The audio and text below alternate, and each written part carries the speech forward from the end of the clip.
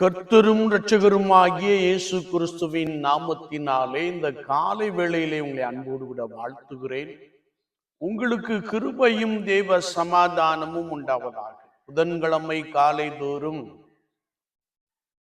மாம்சத்துக்குரியவர்கள் என்ற தலைப்பிலும், புதன்கிழமை மாலை தோறும் ஆவிக்குரியவர்கள் என்ற தலைப்பிலும் கர்த்தருடைய வார்த்தையை நாம் லெந்தனும் நாட்களிலே தியானிக்க போகிறோம். இன்றைக்கும் இந்த காலை பரிசுத்த திருவிருந்து ஆராதனையிலே மாம்சத்துக்குரியவர்கள் எப்படிப்பட்டவர்கள் என்பதை நாம் ஆண்டவருடைய சமூகத்திலே தியானிக்க போகிறோம். மாம்சத்துக்குரியவர்கள் தன் விருப்பப்படி வாழுபவர்கள் என்ற தலைப்பின் கீழே நாம் கர்த்தருடைய வசனத்தை தியானிக்க வேண்டும். கலாத்தியர்கள் நிருபம் 5ஆம் அதிகாரம் 17 முதல் 20 வசனங்களை நாம் வாசிக்கின்ற பொழுது, அங்கே மாம்சத்துக்குரியவர்கள் எப்படிப்பட்டவர்களாக வாழுகிறார்கள், இருப்பார்கள் என்பதை குறித்து வேத வாக்கியங்கள் மிக தெளிவாக கற்றுக் கொடுக்கிறது. குறிப்பாக நாம் வேதத்தை வாசிக்கின்ற பொழுது, அவர்கள் கோபம் நிறைந்தவர்களாக, பாவம் நிறைந்தவர்களாக, வைராக்கியம் நிறைந்தவர்களாக, சுபாவ அன்பு இல்லாதவர்களாக காணப்படுவார்கள் என்பதை குறித்து இந்த பகுதியிலே நாம் மிக தெளிவாக அறிந்து கொள்ள முடியும். மாம்சத்துக்குரியவர்கள் தேவனை பிரியப்படுத்த மாட்டார்கள்.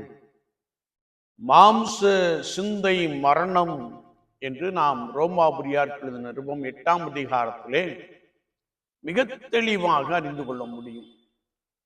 மாம்ச சிந்தை கர்த்தருக்கு விரோதமான பகை என்று எழுதப்பட்டு இருக்கிற வசனங்களை நாம் மிக ஆழமாக அறிந்து கொள்ள முடியும். என்னை கேட்டுக்கொண்டிருக்கிற என் அன்பு சகோதரனே, சகோதரியே, இந்த தபசு காலத்திலே நாம் எப்படிப்பட்ட நபர்களாக காணப்படுகிறோம் என்பதை குறித்து வேத வாக்கியங்களை கொண்டு நம்மை நாமே நிதானித்து ஆராய்ந்து பார்த்து கர்த்தருடைய சமூகத்திலே நம்மை திருப்பிக் கொள்வோமே என்றால் அது கர்த்தருடைய பார்வையிலே நலமாக காணப்படும். வேதத்தை நாம் வாசிக்கின்ற பொழுது மாம்சத்தின் கிரியைகளாவன என்று சொல்லி வேசித்தனம், உபச்சாரம், காமவிகாரம், சண்டைகள், கோபங்கள் என்று சொல்லி மிகப்பெரிய ஒரு பட்டியலை நாம் இங்கே பார்க்க முடியும். உலக வாழ்க்கையிலே ஆண்டவராகிய இயேசு கிறிஸ்து நம்மை எதற்காக தெரிந்து கொண்டு கர்த்தருடைய சபையிலே வைத்திருக்கிறாரோ அந்த நோக்கத்தை நிறைவேற்றும்படியாய் நான் பாவத்தை விட்டுவிட்டு பரிசுத்தருக்கென்று பரிசுத்த ஆராதனை செய்யும்படியாய் அழைக்கப்பட்ட அழைப்பிலே இன்னும் நாம் எப்படிப்பட்டவர்களாக காணப்படுகிறோம் என்பதை குறித்து நாம் வேதத்தை வாசித்து ஆராய்ந்து பார்த்து கர்த்தரண்டை திரும்பிக் கொள்வது நல்லது என்பதை பரிசுத்த வார்த்தை நமக்கு மிக ஆழமாக கற்றுக் கொடுக்கிறது. மாம்சத்தின் கிரியைகள் அல்லது மாம்சத்துக்குரியவர்கள் தங்கள் விருப்பப்படியே வாழ்க்கையை வாழுகிறவர்களாக காணப்படுவார்கள். அவருடைய வாழ்க்கையிலே ஒரு திட்டம், ஒரு குறிக்கோள் இருப்பதில்லை. மாறாக சுய விருப்பம், சுய சித்தம், இச்சைகளுக்கு இணங்கி நடத்தல் போன்ற காரியங்களிலே அவர்கள் தீவிரமாய் காணப்படுவார்கள் என்பதை குறித்து நாம் இந்த வசனங்களிலே மிக தெளிவாக அறிந்து கொள்ள முடியும். நியாயாதிபதியின் புஸ்தகம் 13ஆம் அதிகாரத்திலிருந்து 16ஆம் அதிகாரம் வரைக்கும் நாம் வாசிக்கின்ற பொழுது, ஆண்டவர் சிம்சோனை ஒரு உன்னதமான நோக்கத்தோடு கூட தெரிந்து கொண்டார். அவன் உருவாக்கப்படுவதற்கு முன்பதாகவே நசரேயன் எனப்படுவான். அவன் இஸ்ரவேல் ஜனங்களை பெலிஸ்தியரின் கைக்கு நீங்களாக்கி ரட்சிக்க தொடங்குவான் என்ற ஒரு உன்னதமான நோக்கம் அவனுக்குள்ளே காணப்பட்டு அவன் உருவாக்கப்பட்டான் என்பதை நாம் பரிசுத்த வேதாமத்திலே மிக ஆழமாக அறிந்து கொள்ள முடியும். வேதத்தை நாம் வாசிக்கின்ற பொழுது எப்பொழுதெல்லாம் கர்த்தரை நோக்கி பார்த்தானோ அப்பொழுதெல்லாம் கர்த்தருடைய ஆவியானவர் அவன் மீது இறங்கினபடியினாலே அவன் தனி ஒருவனாக பலத்த கிரியைகளை நடப்பிக்கிறவனாக காணப்பட்டான். ஏனென்றால் ஆவியானவர் இறங்கின பொழுது என்ற ஒரு வார்த்தையை நாம் வாசிக்க முடியும். அப்படி கர்த்தருடைய ஆவியானவர் இறங்கின பொழுது ஒரு விசை கழுதையின் பச்சை தாடை எலும்பை எடுத்து 1000 பேரை கொன்று போட்டான் என்பதை நாம் நன்றாய் அறிந்திருக்கிறோம். அது மாத்திரமல்ல, கர்த்தருடைய ஆவியானவர் அவன் மீது காணப்பட்ட பொழுதெல்லாம் பலசாலியாய் மாறி போனான், பெரிய காரியங்களை செய்தான். ஆனால் ஆண்டவர் எதற்காக அவனை அழைத்தாரோ, எதற்காக தெரிந்து கொண்டாரோ, எதற்காக உருவாக்கினாரோ அந்த நோக்கத்தை மறந்தவனாக தன்னுடைய பெற்றோரை பார்த்து அவள் என் கண்ணுக்கு இனியவள் என்று சொல்லுகிற ஒரு வார்த்தையை நாம் வாசிக்க முடியும். உடனே பெற்றோர் சொல்லுகிறார்கள், இல்லை இல்லை, நம்முடைய இனபந்துகளுக்குள்ளே ஒருவேளை நாம் பெண் கொள்ளலாம் என்று சொன்ன மாத்திரத்திலே அவன் கீழ்ப்படியாமல் பெற்றோரை விட்டு விலகி செல்லுகின்ற ஒரு காட்சியை நாம் பார்க்கிறோம். அவன் தன் விருப்பப்படி ஆண்டவருடைய சித்தம், ஆண்டவருடைய திட்டத்தை மறந்து தனது விருப்பத்தை நிறைவேற்றுவதிலே அவன் தீவிரமுடையவனாக காணப்பட்டான். அது மாத்திரமல்ல, நியாயாதிபதி புஸ்தகம் 16ஆம் அதிகாரம் 1ஆம் வசனத்தை நாம் வாசிக்கின்ற பொழுது அவன் ஒரு வேசியை கண்டு அவளிடத்திற்கு போனான் என்பதை நாம் அறிந்து கொள்ள முடியும். என்னை கேட்டுக்கொண்டு இருக்கிற என் அன்பு சகோதரனே, சகோதரியே, பெலிஸ்தியரின் கைக்கு இஸ்ரவேல் ஜனங்களை நீங்களாக்கி ரட்சிக்க தொடங்குவான் என்ற அந்த ஆரம்பத்தை, அந்த உன்னதமான நோக்கத்தை விட்டுவிட்டு இவன் கண்களின் இச்சையிலே விழுந்தவனாக வழி விலகி செல்லுகிற அல்லது தன்னுடைய விருப்பத்தை, தன்னுடைய இச்சையை நிறைவேற்றுகிறவனாக கடந்து வருகிற ஒரு அனுபவத்தை நாம் பார்க்க முடியும். கடைசியாக வேதத்திலே நாம் வாசிக்கிறோம், அவனை புது கயிறுகளால் கட்டினார்கள், அது கூடாமற் போயிற்று. அவன் தன்னுடைய ரகசியத்தை வெளிப்படுத்துகிறவனாக, பெண்ணிடத்திலே வெளிப்படுத்துகிறவனாக காணப்படுகிறான். அவனை பெலிஸ்தியர்கள் பிடித்து அவனை மாவரைக்க வைக்கின்ற ஒரு காட்சியும், கண்களை பிடுங்கி விடுகின்ற ஒரு காட்சியும் நாம் வேதத்திலே வாசிக்கிறோம். கடைசியில் அவன் ஒரு வேடிக்கை பொருளாக மாறி போனான் என்பதை நாம் பரிசுத்த வேதாகமத்திலே மிக தெளிவாக அறிந்து கொள்ள முடியும். என்னை கேட்டுக்கொண்டு இருக்கிற என் அன்பு சகோதரனே, சகோதரியே, ஒரு உன்னதமான நோக்கத்திற்காக படைக்கப்பட்ட சிம்சோன் தனது விருப்பத்தை நிறைவேற்றும்படியாய் மாம்சத்துக்குரியவனாக மாறிப்போனான் என்பதை குறித்து வேத வாக்கியம் மிக தெளிவாக கற்றுக் கொடுக்கிறது. அவனுடைய முடிவு மிகவும் பரிதாபமான ஒரு நிலைமை என்பதை குறித்து நாம் நன்றாய் அறிந்திருக்கிறோம். எனவே இந்த உலக வாழ்க்கையிலே நான் எப்படிப்பட்ட ஒரு நபராக காணப்படுகிறேன்? ஒருவேளை என்னுடைய விருப்பத்தின்படி, நம்முடைய விருப்பத்தின்படி நாம் வாழுகிற ஒரு நபராக காணப்படுகிறோமா? அல்லது கர்த்தராகிய இயேசு கிறிஸ்து நம்மை எதற்காக தெரிந்து கொண்டாரோ, எதற்காக அழைத்தாரோ, எதற்காக பரிசுத்த சபையில் வைத்திருக்கிறாரோ அந்த நோக்கத்தை நிறைவேற்றுகிற ஒரு நபராக நாம் காணப்படுகிறோமா? சிம்சோனின் முடிவு மிகவும் பரிதாபமான ஒரு நிலைப்பாட்டை நாம் இங்கே பார்க்கிறோம். என்னை கேட்டுக்கொண்டு இருக்கிற என் அன்பு சகோதரனே, சகோதரியே, ஆண்டவர் உன்னை ஒரு உன்னதமான நோக்கத்தோடு கூட உன்னை ரட்சித்து பரிசுத்தப்படுத்தி தெரிந்து கொண்டு அழைத்து கர்த்தருடைய சபையிலே வைத்திருக்கிறார். அந்த உன்னதமான நோக்கத்தை நான் நிறைவேற்றுகிற ஒரு நபராய் காணப்படுகிறேனா, அல்லது நான் மாம்சத்துக்குரிய ஒரு நபராக காணப்படுகிறோமா? சற்று நம்மை நாமே ஆராய்ந்து பார்ப்போம்.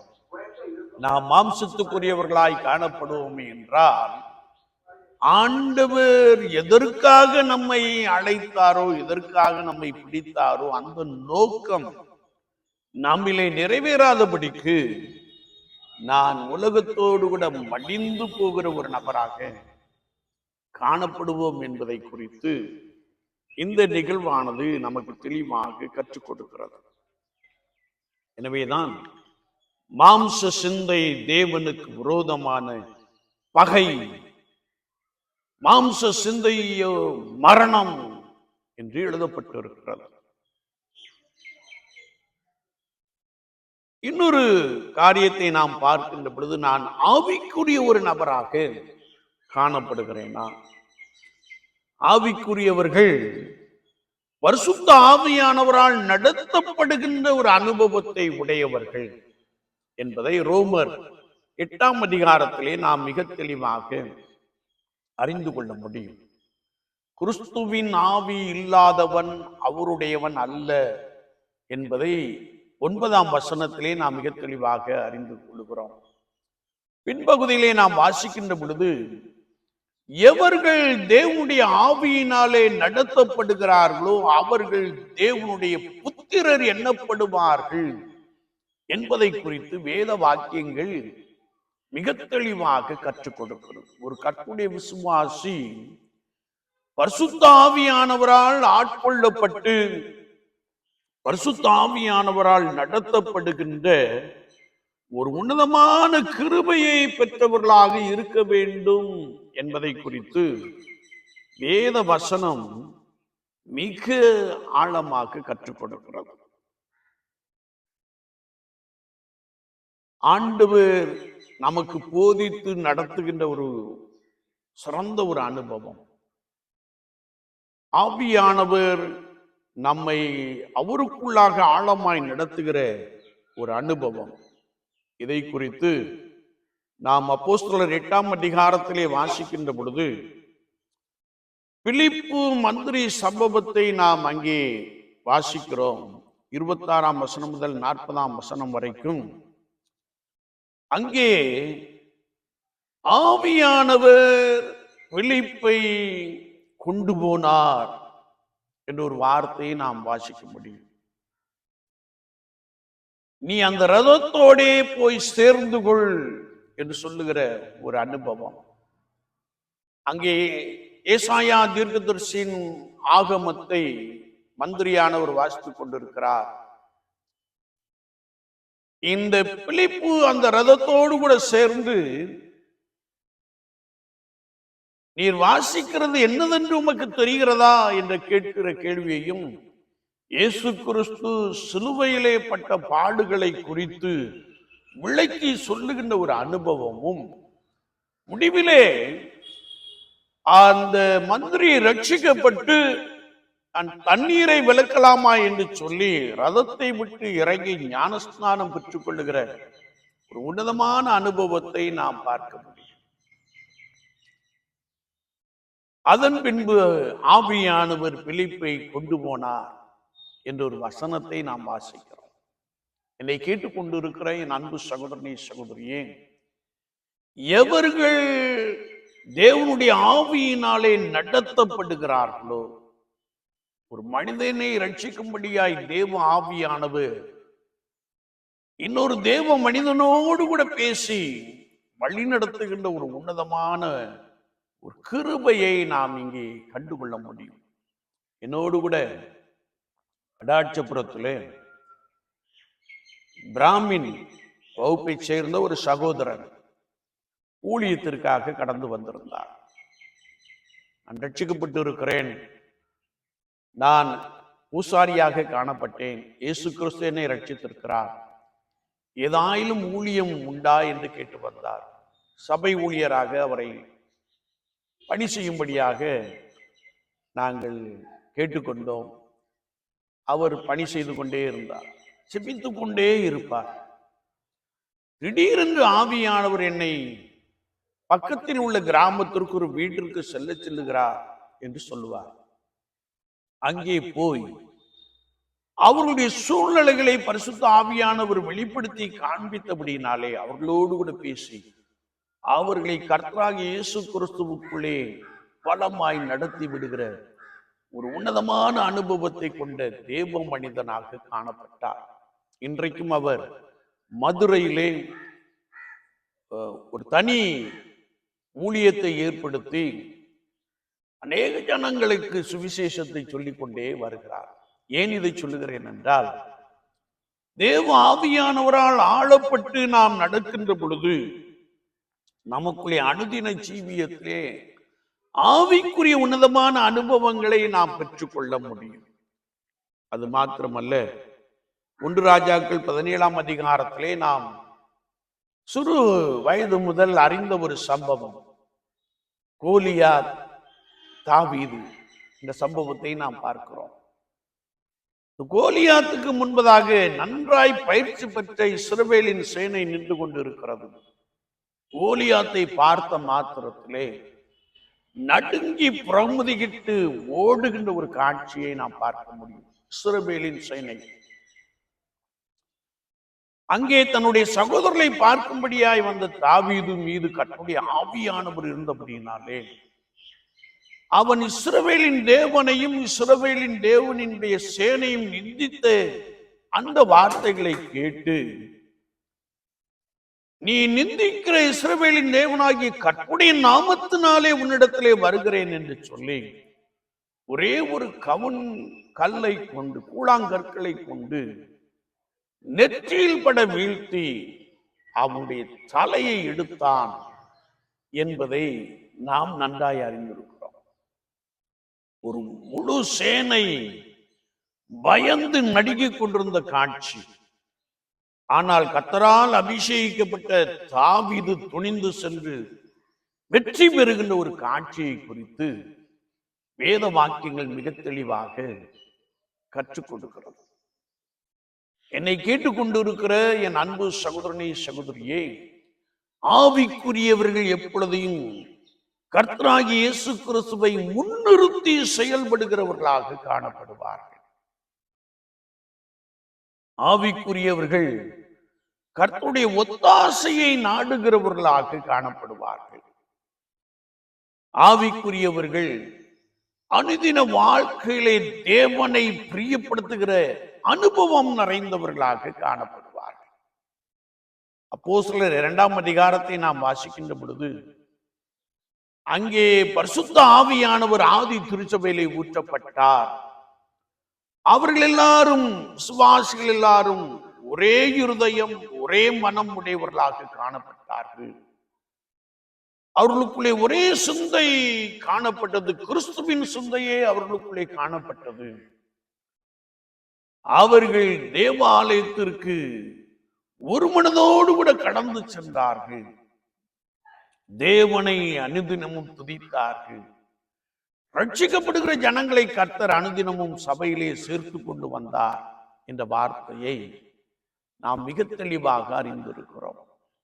பரிசுத்த ஆவியானவர் கர்த்தருடைய சபையை நிரப்புகின்ற பொழுது, பரிசுத்த ஆவியானவர் தேவ மனிதர்களை, மனுஷிகளை நிரப்புகின்ற பொழுது அங்கே ஒரு மாற்றத்தை நாம் காண்கிறோம்.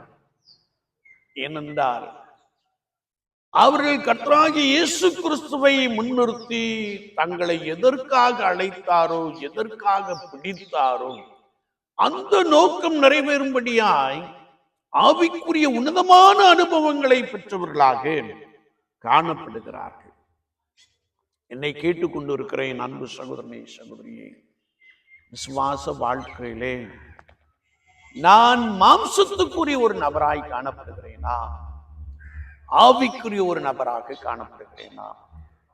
மாம்சத்தின்படி என்னுடைய சுய சித்தம், என்னுடைய சுய விருப்பத்தை நிறைவேற்றுகிற ஒரு நபராய் காணப்படுகிறேனா, அல்லது பரிசுத்த ஆவியானவரால் நடத்தப்படுகின்ற வாழ்க்கையை உடையவர்களாக, நற்சாட்சி பெற்றவர்களாக, அநேகருக்கு முன்பதாக கிறிஸ்துவை பிரதிபலிக்கிற ஒரு அனுபவம் நிறைந்தவர்களாக நாம் காணப்படுகிறோம். நாம் கர்த்தரை ஆராதிக்கின்ற சபையிலே நான் அல்லது நாம் எப்படிப்பட்டவர்களாக காணப்படுகிறோம்? மாம்சம் ஒன்றுக்கும் உதவாது, ஆவியே நம்மை உயிர்ப்பிக்கிறது என்று வேதம் சொல்லுகிறது. மாம்ச சிந்தை மரணம் என்று வேதம் சொல்லுகிறது. ஆவியின் சிந்தையோ ஜீவனும் சமாதானமுமாம் என்ற ஒரு வார்த்தையை நாம் மிக தெளிவாக அறிந்து கொள்ள முடியும். விசுவாச வாழ்க்கையிலே நான் எப்படிப்பட்ட நிலைப்பாட்டை கொண்டிருக்கிறேன்? இயேசு கிறிஸ்து நம்மை ரட்சித்து கர்த்தருடைய சபையிலே வைத்திருக்கிறாரே, அந்த அனுபவத்திலே நாம் எப்படிப்பட்டவர்களாக வாழ்ந்து கொண்டிருக்கிறோம்? சற்று நம்மை நாமே நிதானித்து ஆராய்ந்து பார்ப்போம். நம்மை கர்த்தருடைய சமூகத்திலே தாழ்த்திக் கொள்வோம். ஆண்டவரே எனக்கு உதவி செய்யும் என்று கேட்போம். பரிசுத்த பந்திகளே, ஆண்டவர் உண்மை பிரியப்படுத்துகிற ஒரு அனுபவம் எனக்கு வேண்டும் என்று சொல்லி, ஆவிக்குரிய ஒரு மனிதனாய் மனுஷியாய் உங்களை மாற்றிவிடும் என்று சொல்லி நம்மை கர்த்தருடைய சமூகத்திலே தாழ்த்திக் கொள்வோம். ஆண்டவர் ஒருவரே ரட்சிக்கிறவர், அவர் ஒருவரே அபிஷேகிக்கிறவர், அவர் ஒருவரே நம்மை நடத்துகிறவர் என்று சொல்லி முற்றிலுமாய் நம்மை சமூகத்திலே தாழ்த்திக் கொள்வோம். ஆண்டவர் நம்மை நடத்தட்டும். நாம் ஜெபிப்போம். நேசிக்கிற நல்ல ஆண்டவரே, புதிய நாளுக்காய் ஸ்தோத்திரம். வார்த்தைகளை கேட்டவர்களுக்காய் ஸ்தோத்திரம். அனுதின ஜீவியத்திலே கர்த்தருடைய சபையிலே நான் ஆவிக்குரியவனா மாம்சத்துக்குரியவனா என்ற ஒரு கேள்வியோடு விட நிற்கிற ஜனங்கள் உண்டையா. ஒவ்வொருவரும் உண்மை பிரியப்படுத்துகிற அனுபவம் அல்லது ஆவிக்குரியவர்களாய் மாறிவிடுகிற ஒரு உன்னதமான அனுபவத்தை ஒவ்வொருவருக்கும் கொடுக்கும்படியாய் நாங்கள் ஜெபிக்கிறோம். ஆதி திருச்சபையிலே காணப்பட்ட அந்த சிநேகம், ஆதி திருச்சபையிலே காணப்பட்ட அந்த ஒரே இருதயம், ஒரே மனம் போன்ற நிலைப்பாடுகள் பரிசுத்த ஆவியானவர் ஊற்றப்படுகின்ற பொழுது ஒரு மனிதனுக்குள்ளே மனுஷனுக்குள்ளே கடந்து வருகிறதை நாங்கள் அறிந்திருக்கிறோம். அப்படிப்பட்ட ஒரு உன்னதமான அனுபவத்தை ஒவ்வொருவரும் பெற்றுக்கொள்ள பரிசுத்த ஆவியானவர் உதவி செய்வீரார். இந்த நாட்களிலே எங்களையே நாங்கள் நிதானித்து ஆராய்ந்து பார்த்து நலமானவைகளை பற்றி கொள்ள, பிடித்து கொள்ள, உமக்கு பின் சென்று ஓடி வர, உம்மை லக்காக வைத்து தொடர ஆண்டவர் நித்தமும் உதவி செய்வீரார். இயேசு கிறிஸ்துவின் நாமத்தில் ஜெபங்கள் எழும் பரிசுத்த பிதாவே, ஆமென், ஆமென்.